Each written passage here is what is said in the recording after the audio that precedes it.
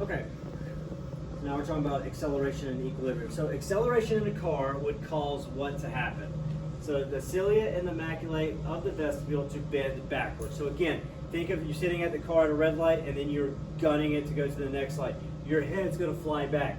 Your head flying back is going to cause those otoliths to tumble backwards and will cause those cilia to bend backwards, informing your brain essentially that you are changing speed or velocity and that your head is leaning backwards and your body is moving.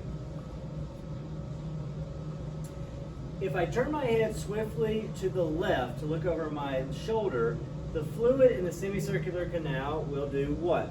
So this person said move to the right, which I guess is if you turn quickly, you may think it's sloshing to the right. But in reality, with the semicircular canals, remember, if it's a quick, sudden movement, essentially that fluid is going to stay still. Now, if you're on the merry-go-round, you're spinning, that momentum and that inertia will continue that fluid to continue to move even though you stand still, and that's what causes us to be dizzy.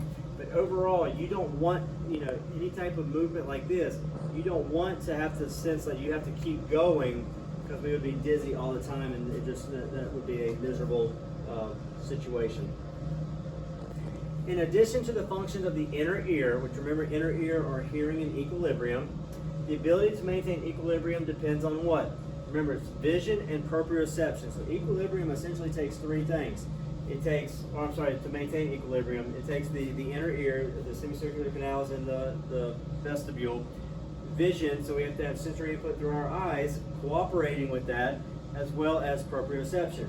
Again, if we have a mix-up, so if we're sitting on a boat and we're rocking up and down and our utricle and our sacral are getting input, but we're sitting on the top deck of a cruise ship, our proprioceptors are saying we're stationary, but your eyes are looking at the horizon or the waves, so we have 2 to 1, you're going to get motion sickness and you're going to get that sensory conflict.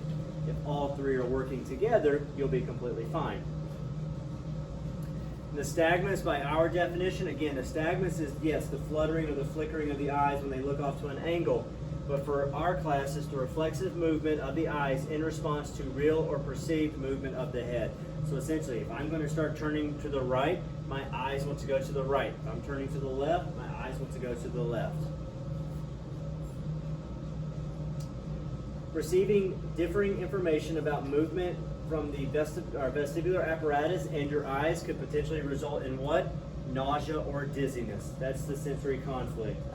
Your equilibrium apparatus is telling your brain one thing, your eyes are telling it another. You'll end up getting nauseous and have to lay down. When I ride on an elevator upwards, the feeling at the beginning and the end of the ride is my sensation of what? And that is dynamic equilibrium. So when we talk about dynamic, we're going from one state to another.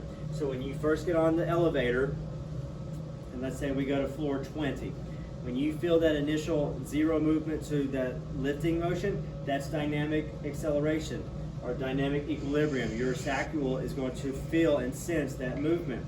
But by the time you go from that second floor all the way up to floor 18, 19, everything settles back down. You can obviously feel the vibration of the elevator, but you're not necessarily aware of the fact that you're still rising up until you get to that 20th floor, and then what happens?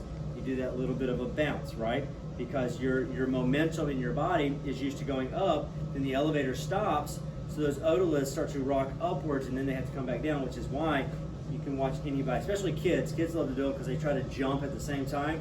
But when you get on the elevator and you stop, everybody does this number because your equilibrium and those otoliths within your sacral literally make you feel like you want to continue going. So that's dynamic equilibrium.